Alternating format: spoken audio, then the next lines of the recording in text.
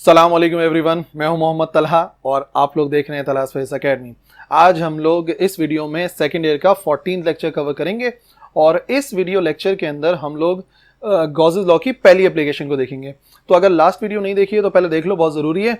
उसमें जिसमें हमने गॉसेस लॉ की स्टेटमेंट ऑफ प्रूफ को स्टडी करा था। आज हम लोग उसकी पहली एप्लीकेशन को कवर करने वाले हैं जिसमें हमें फाइंड करनी है electric field intensity due to a charged sphere.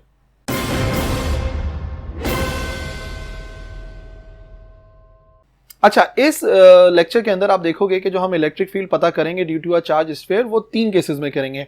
एक हम करेंगे आउटसाइड द स्फीयर, दूसरा हम करेंगे ऑन द सरफेस और तीसरा हम फाइंड करेंगे electric intensity inside the sphere. तो अगर हम इलेक्ट्रिक फील्ड इंटेंसिटी मालूम करना चाहते हैं कि यूनिफॉर्म स्फेरिकल चार्ज सरफेस की वजह से, तो फिर हमें कंसिडर करना पड़ता है एक चार्ज क्यू। ठीक है, हमने स्मॉल क्यू एक चार्ज सपोज किया है जो कि यूनिफॉर्मली डिस्ट्रीब्यूट हुआ है इस स्फेरिकल शेल पर या फिर इस सरफेस के ऊपर जो स्फेरिकल सरफेस है, और हम एक पॉइंट P सपोज कर रहे हैं उसके आउटसाइड फिलहाल। ठीक है, जो पहला केस है हमें इलेक्ट्रिक इंटेंसिटी पता करनी है आउटसाइड द स्फीयर। तो हम यहाँ पर ना एक पॉइंट P सपोज कर लेते हैं। एक पॉइंट P है जो कि R डिस्टेंस पर मौजूद है, और ये जो R डिस्टेंस है ना, ये एक्चुअली मेजर किया जा रहा है उस स्फीयर के सेंटर से। ठीक है ना, यहीं से हम इसका एक डिस्टेंस सपोज कर रहे हैं R, और ये पॉइंट का नाम है पॉइंट P। और ये हम एक चार्ज स्फीयर है जिसके ऊपर चार्ज स्मॉल q है और यूनिफॉर्मली डिस्ट्रीब्यूट हुआ चार्ज। अच्छा, इलेक्ट्रिक इंटेंसिटी भी उसी डायरेक्शन में होगी जिस डायरेक्शन के अंदर डेल्टा A होगा, यानी कि एरिया वेक्टर होगा। तो ये बात तो जहन में रखने वाली है कि अगर हम एक स्फीयर को सपोज करें तो इलेक्ट्रिक इंटेंसिटी आउटवर्ड होगी, नॉर्मल टू द सरफेस, और उसी नॉर्मल टू द सरफेस हम डायरेक्शन लेते हैं हमारे एरिया की, यानी कि डेल्टा A की। तो अगर मैं कंसिडर करना चाहता हूँ और अप्लाई करना चाहता हूँ गॉस लॉ को, तो सबसे पहले तो याद रखो हमें एक सपोज करनी पड़ती है गॉसियन सरफेस। ठीक है, और यहाँ पर हम जो गॉसियन सरफेस सपोज कर रहे हैं वो है एक इन फॉर्म ऑफ स्फीयर। ये जो स्फीयर बना नजर आ रहा है, ये हम एक स्फीयर सपोज कर रहे हैं यहाँ पर, और ये वही स्फीयर है जिसका रेडियस होगा r, जैसे हमने यहाँ पे स्मॉल r से शो करा है, और पॉइंट P तक ही हम वो स्फीयर को सपोज कर रहे हैं। ठीक है ना, तो यहाँ पे भी ये बात बताई गई to determine electric field intensity imagine a Gaussian surface हमने कंसिडर करी है। ठीक है, और रेडियस r है उसका, पॉइंट P तक है। Due to symmetrical charge distribution with respect to every point of Gaussian surface the field has the same magnitude. जाहिर सी बात है, जो इलेक्ट्रिक फील्ड है उसकी डायरेक्शन सेम होगी। ठीक है, जिसको हम E के बराबर सपोज कर लेते हैं पॉइंट P पर। तो फ्लक्स पता करना है इस पूरी गॉसियन सरफेस के ऊपर, तो हमें पता है कि जो फ्लक्स है टोटल वो आ जाएगा summation of E dot delta a, और इन स्केलर फॉर्म लिखते हैं तो summation of E delta a और आ जाएगा कॉस थीटा। ये से टोटल फ्लक्स पता कर लेंगे हम खुद से। अच्छा, क्योंकि एंगल जीरो है, मैंने बताया जिस डायरेक्शन में इलेक्ट्रिक इंटेंसिटी है उसी डायरेक्शन में हमारा डेल्टा ए भी है, तो कॉस जीरो बराबर होता है 1 के, तो ये आ जाएगा समीशन E डेल्टा ए। अच्छा, क्योंकि इलेक्ट्रिक इंटेंसिटी कांस्टेंट हमने बताया यूनिफॉर्मली डिस्ट्रीब्यूट किया हुआ है चार्ज को और सिमेट्रिकल डिस्ट्रीब्यूशन है, तो इसी वजह से इलेक्ट्रिक इंटेंसिटी तो कांस्टेंट होगी, तो उसे कॉमन लिया, तो समीशन आ जाएगा डेल्टा ए का। और डेल्टा ए यानी कि यही जो पूरी हमारी गॉसियन सरफेस है इसका टोटल एरिया, और इस जो हमने गॉसियन सरफेस सपोज की है वो भी की है इन फॉर्म ऑफ स्फीयर, तो स्फीयर के एरिया का फॉर्मूला होता है 4 पाई r स्क्वायर। तो ये जो लिखा हुआ है समीशन ऑफ डेल्टा ए यानी कि complete area of that spherical Gaussian surface, वो आ जाएगा 4 पाई r square. Let's say this is equation number 1। फिर अगर हम गॉस लॉ को अप्लाई करें तो गॉस लॉ के मुताबिक हमने पढ़ा है कि जो टोटल फ्लक्स है वो बराबर होता है 1/ε0 टाइम्स, यानी कि मल्टीप्लाई बाय चार्ज।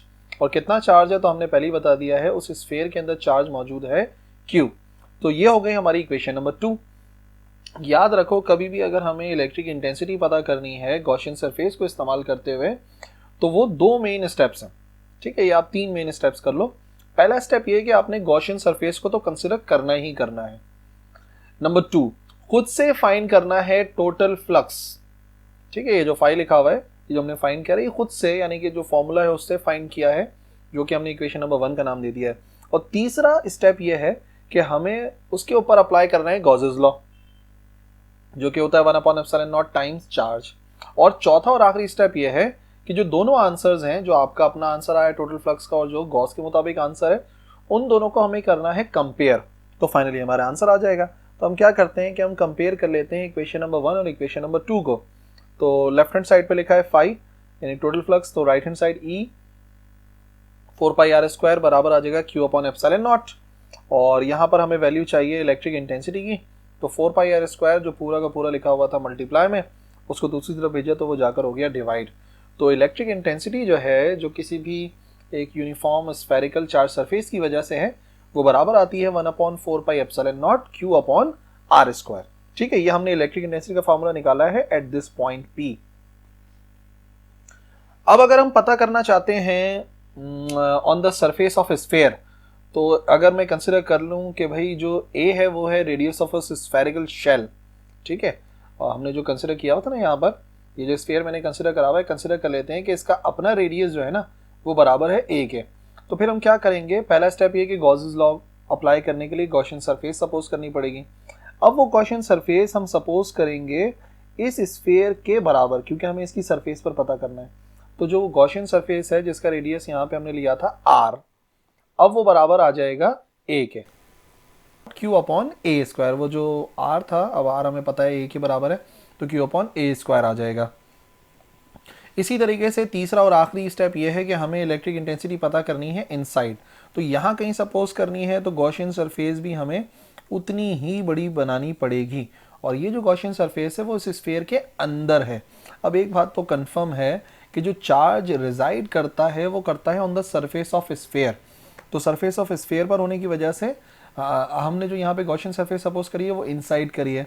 तो इनसाइड याद रखो फ्लक्स 0 होगा और Q की वैल्यू 0 होगी।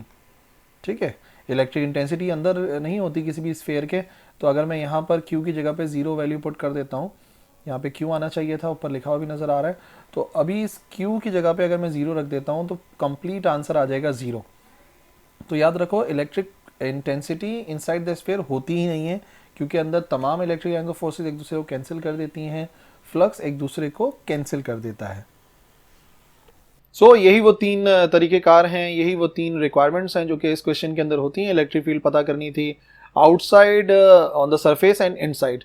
आई होप तमाम क्लियर हो गया होगा। आज की वीडियो के लिए इतना ही है, अगले वीडियो में मिलेंगे। अल्लाह हाफिज़।